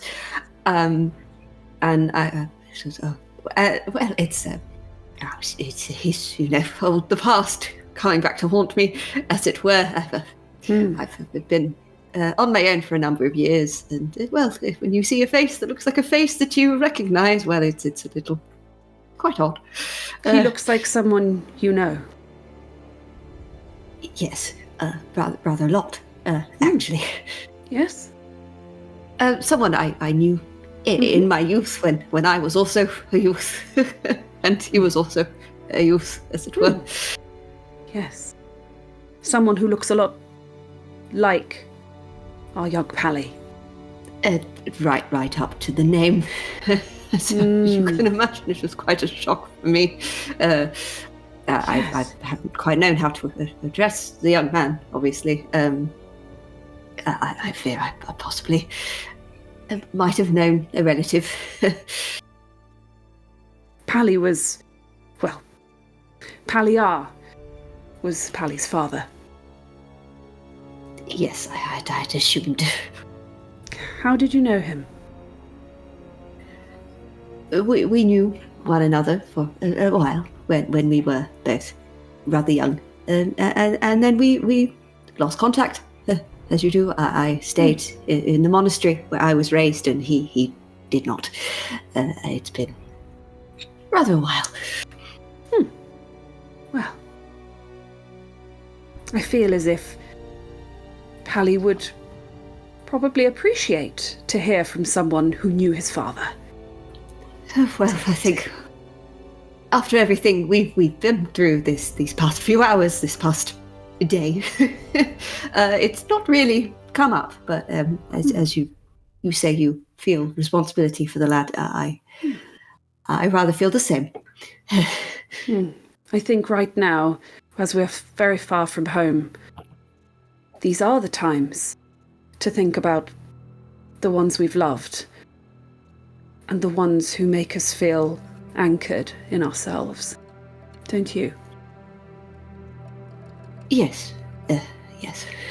I shall speak to him, I'm sure, in our own time. Very But good. Please do not think that I feel any ill will. Absolutely. Excellent. And Lucretia sort of dusts herself off as she gets up and says, a very good night to you, and to you, Brother Talons. And she makes her way back inside.